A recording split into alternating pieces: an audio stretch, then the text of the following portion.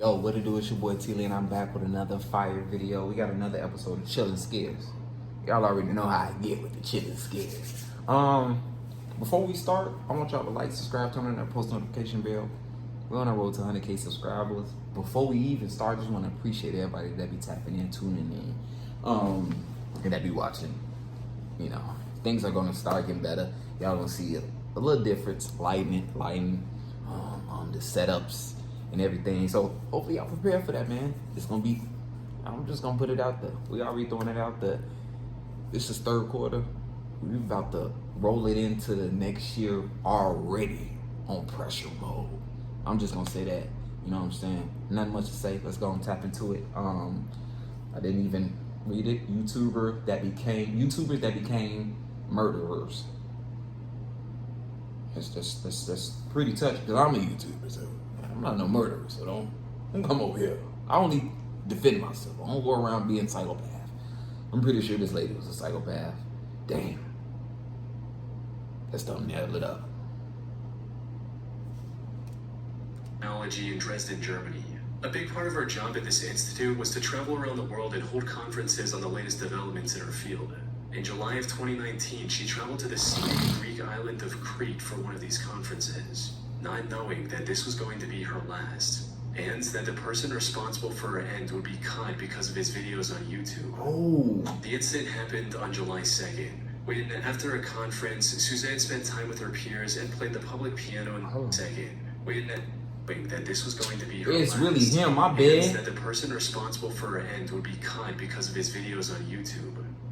The incident happened on July 2nd, when after a conference, Suzanne spent time with her peers. Let me find out. He went to go get a gun or bomb. Before saying her goodbyes and heading out to her hotel in the afternoon.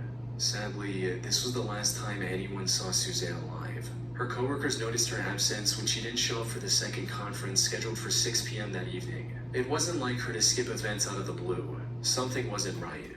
A fact that became increasingly clear when over 24 hours passed without anyone hearing from her. So on July 3rd, her colleagues called the police to check on her, hoping she was simply sick or something similar. Eating healthy is hard, but My now bad, I thought she was a it's YouTuber. easy, delicious, and healthy. However, when officers arrived at her hotel room, no one answered the door. They acquired a spare key from the hotel management and went inside, only to find the room completely empty and undisturbed. All of Suzanne's belongings were also still in the room. The only things missing were her running shoes and a set of exercise clothes. Those who knew her immediately understood what this meant. You see, in addition to her academic prowess and piano expertise, Suzanne was also an athlete at heart. She was a double black belt in Taekwondo, and despite her age, loved going on a run every day. Oh, she really putting belt ass Investigators then. narrowed down what might have happened to her. Put simply, she likely went on a run soon after returning to her hotel on July 2nd, and something went wrong after that. She wasn't super familiar with the area, and to make matters worse, the weather was uncomfortably hot that afternoon. There was a strong possibility she collapsed from the heat or something else along those lines. Yeah. After putting this together, the Crete police immediately dispatched a search and rescue team in the area surrounding her hotel and around popular running trails. Her family even traveled to Crete and put a €50,000 reward for anyone who could help find Suzanne. Unfortunately, Suzanne was nowhere to be found. That is until 5 days later, on July 8th, when two young men were exploring one of the abandoned World War II Nazi bunkers scattered across Crete. Around 200 meters in, one of them noticed a piece of burlap covering something on the ground. They picked it up from one end to see what was underneath. And what they found was the aftermath of one of the most horrific crimes in Crete's recent history. The burlap was covering the bloody remains of Suzanne Eaton. A later autopsy report discovered that Suzanne had several broken ribs, multiple fractures throughout her body, a missing ear, and much more. Whatever happened to her certainly was not an accident. Yeah, that The wasn't investigators began searching for clues, and fortunately it didn't take long for them to make their first major breakthrough. A set of car tire tracks leading up to the entrance of the bunker. Analyzing these tracks allowed investigators to find the car responsible for transporting Suzanne. He need to get his eyebrows done. You can't trust him. And y'all stay away from them caves, bro. Don't be running. Don't get too adventurous. Are you gonna get adventurous and you gonna venture yourself up to them heaven gates? Yeah. You gonna wow, I've never been here before. Yeah. R.P. to her, man.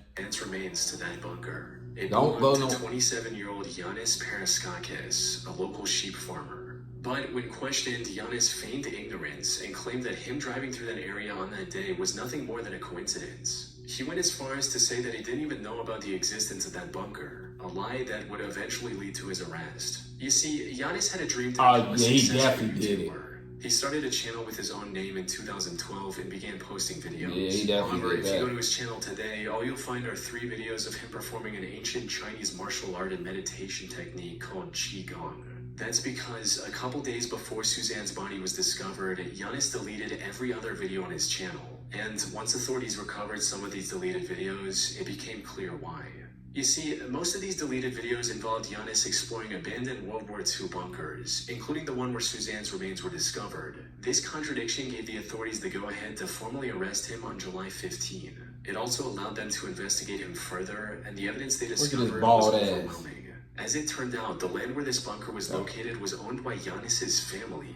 Investigators also found traces of Suzanne's blood in his car's trunk. When confronted with this evidence, Yanis cracked and told the whole story. According to him, he saw Suzanne running down the road and something came over him. He hit her with his car twice before putting her in his car, driving to the bunker, and ending her life there. He later changed his story to where he was compelled to commit this crime by a demon. Unfortunately for him, the jury didn't buy this one bit and sentenced him to life in prison without the possibility of parole. Get his mothball head ass. Now, this should have been the end of Yanis' story. But from what I've seen, there's more to his actions than just this one crime he was convicted of. The thing is, Yanis presented his vile act as a crime of opportunity, something he did completely out of nowhere. However, there's evidence to suggest that Yanis might be a full-blown serial killer. For instance, he was apparently detained by the police twice before, once for arson and once for animal cruelty, both of which are well-known early behaviors of serial killers. Yep, anybody that be trying to kill animals, and be playing with their bodies and everything and just find that fascinating, stay away from them. Stay away from them. After his arrest, stay far away from them. Also came forward, testifying that he had tried to run them over with his car as well in the past. So, Suzanne was more than likely not his first victim. However, the most solid evidence against Yanis is in one of the deleted videos he uploaded to YouTube. In it, we can see him showing some very human-looking bones scattered throughout the same bunker Suzanne was discovered in. These bones were never discovered by the authorities, suggesting they might have been removed by Yanis to hide evidence. But what makes this truly disturbing is what his friend says at one point in the same video.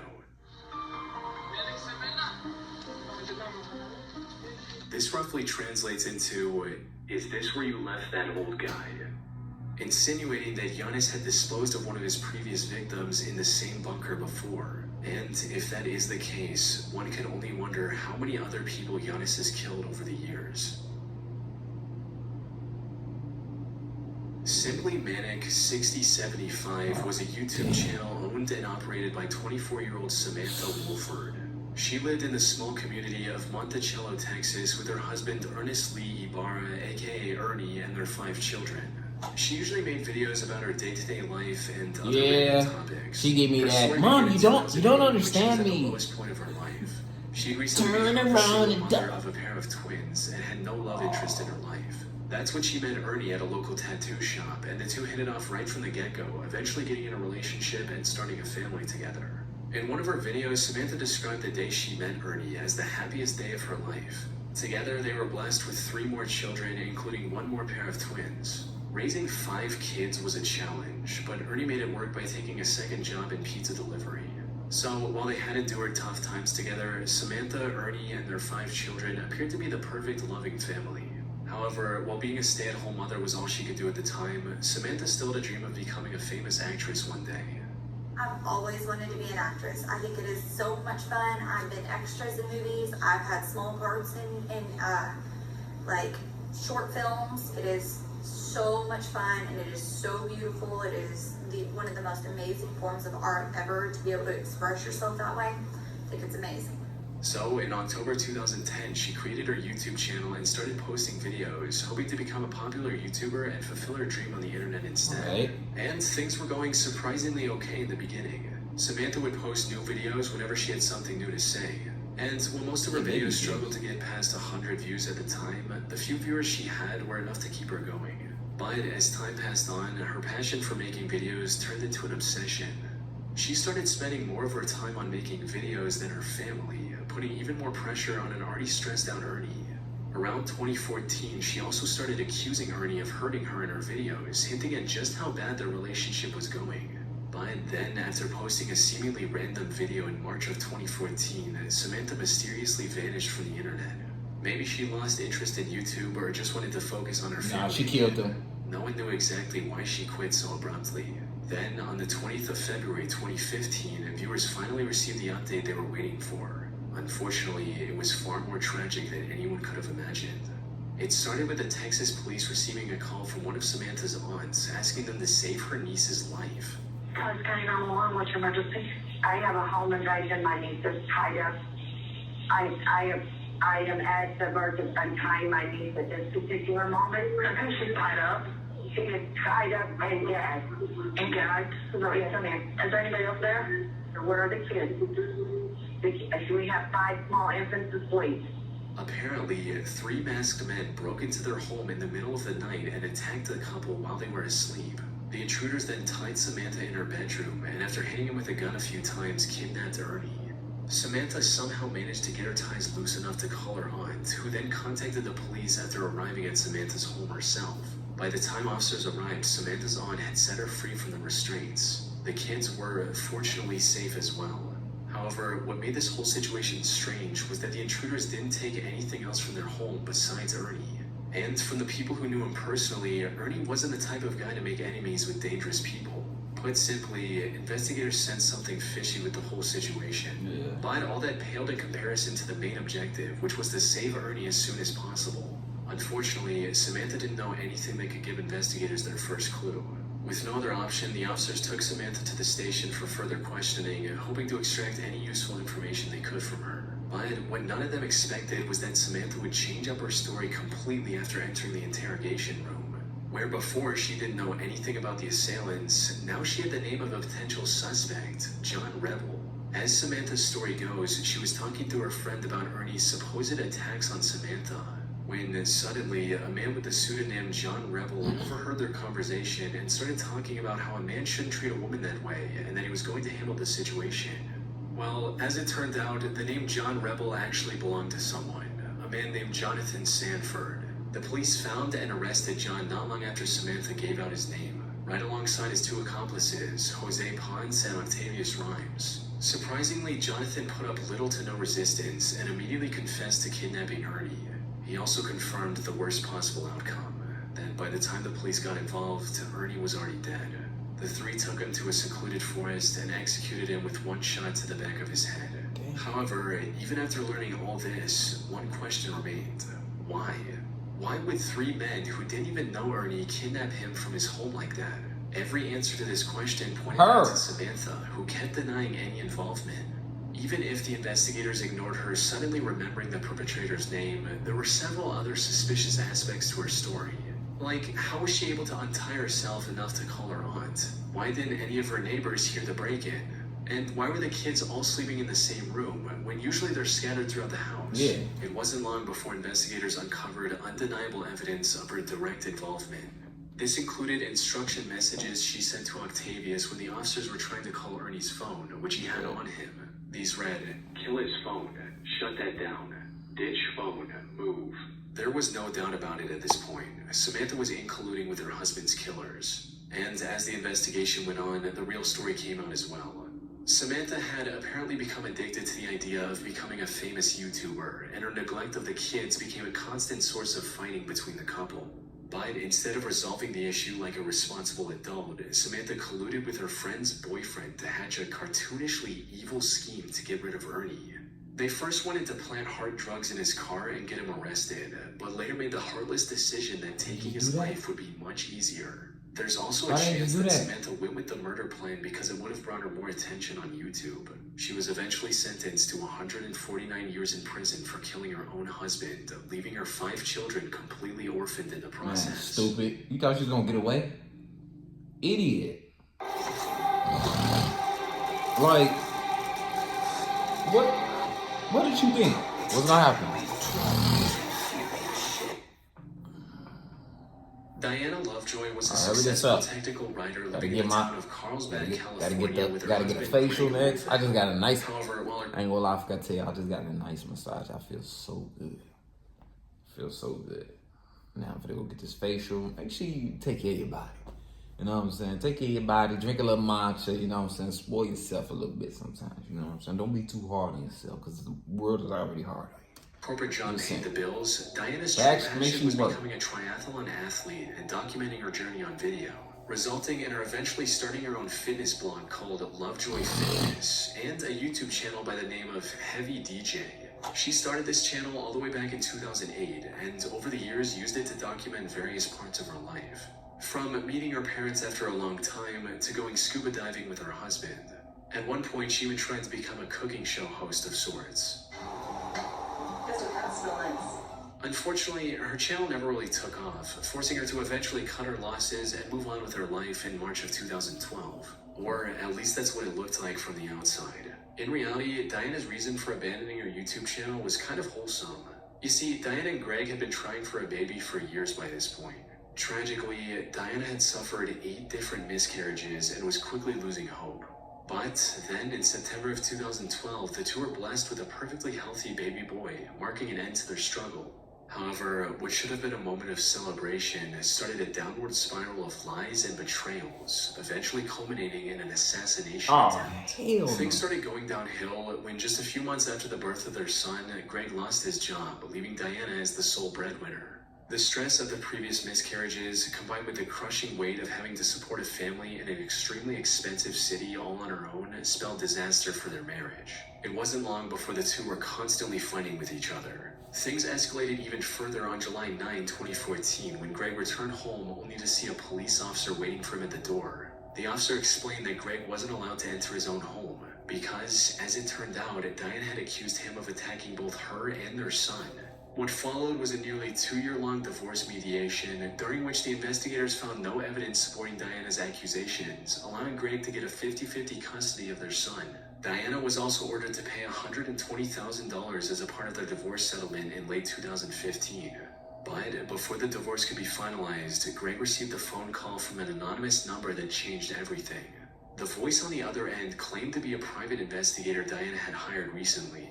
And according to this investigator, he already had solid proof of the attack claims Diana had made against Greg. But for some unknown reason, he wanted to help Greg win the case, so he claimed to have left the documents taped to a power pole located on a small hiking trail near Greg's home. Greg naturally found this whole thing pretty suspicious and decided to take one of his friends with him to the pole on the night of September 4th, 2016. Sadly, despite his suspicions, he failed to grasp the true intentions of the strangely helpful private detective. Damn. Yeah, my friend has just been shot. Do you know who shot him? There's a guy going down like a sniper. A sniper? You can see him at all? Briefly, he saw him as a gun, and he shot him just like 6 or 7 times. When Greg reached the pole, a sniper opened fire on him, shooting him clean through the chest.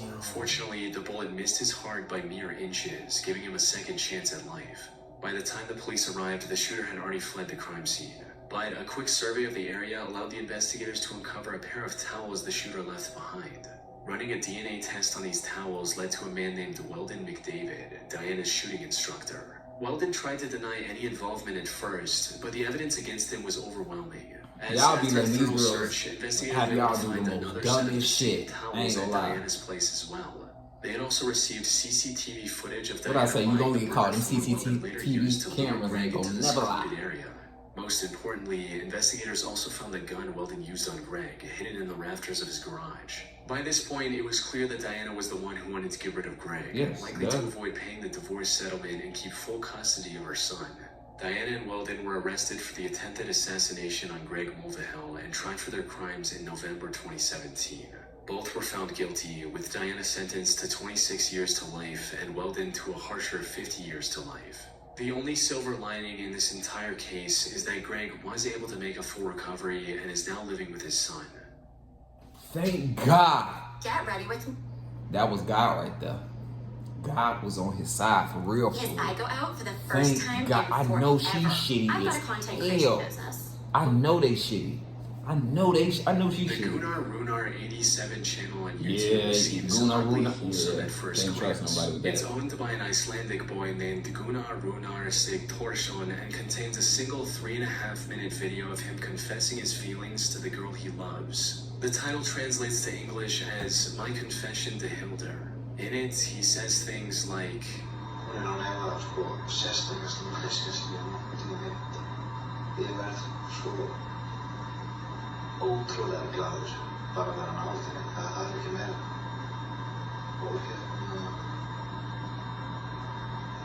þetta ætlað þér þegar ég held ég bara að standa með þér. However, this seemingly heartfelt love letter turned out to be the key to solving one of the most horrific crimes in recent Icelandic history. And it all led back to Gunnar and the troubled life he had as a child. You see, Gunnar didn't have a mother growing up, resulting in him getting extremely close with his father. What? However, His on father looked like a September killer. 20th, 1996, when Gunnar was just 9 years old, his father decided to end it all using a gun. Oh, What made this already messed up situation even worse was the fact that Gunnar was in the room with his father and witnessed everything. Yeah, that fucked him up. Unsurprisingly, this took a heavy toll on Gunnar's mental health. He withdrew from the world and refused to accept his father's death as reality. Everything seemed hopeless for Gunnar. That is until primary school, when he met a girl named Hildur and instantly became infatuated with her. He'd admired her throughout school and into adulthood, but never found the courage to make a move, fearing he'd lose his only close friend. However, things changed in 2009 when Hildur got engaged to a man named Hannes. This gave Gunnar the push to do something about his feelings. But given his shy personality, he still couldn't confront Hildur directly. So, in March of 2009, he created a YouTube channel and uploaded his confession on there. Hildur never reciprocated his feelings, but the two remained friends. Even Hannes, Hildur's now husband, didn't seem to mind Gunnar's company, something he likely regretted deeply just a year later. Damn. It all went down on the 14th of August 2010. Hildur was invited to a party that Gunnar was attending as well. But things got a bit out of hand, and Hildur ended up drinking too much and passing out. Given their closeness, the task of getting her home safely was handed to Gunnar. But instead of dropping her off at Hannes' house like he should have, Gunnar took her to his own home. By the time Hildur woke up, it was already morning. She was understandably furious with Gunnar and immediately called one of her friends to drive her home. But nothing could have prepared Hildur for the horrific scene she witnessed on the other side of her front door. Her husband Hannes was lying on the top of the staircase near their bedroom, submerged in a pool of his own blood. She ran outside and called the authorities. Sadly, it was already too late.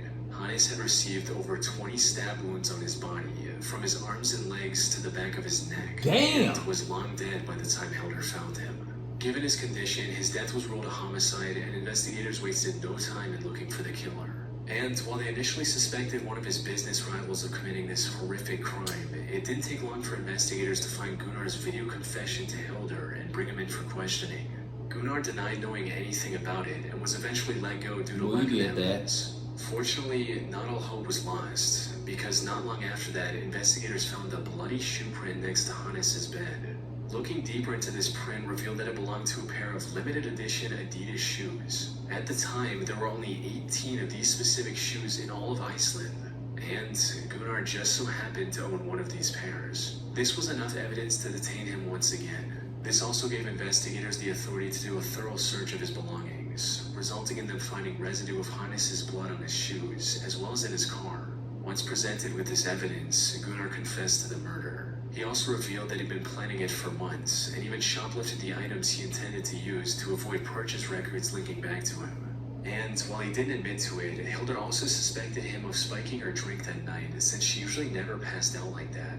After committing the crime, he also drove to a nearby pier and dumped items used in the crime into the sea to get rid of any evidence. It was a well-thought-out plan, since he was only caught because the garbage bag he used to hide his shoe prints tore open as he walked. As for his motive, it was just as everyone had expected, with him making it clear during the investigation, stating, "I loved Hildur. She was supposed to be with me. She was not supposed to be with him." No. Surprisingly, he was found not guilty during his first trial on March 1, 2011 by reason of insanity stemming from his messed up childhood. However, the prosecution argued that he was fully aware of his actions and escalated the case to the Supreme Court of Iceland.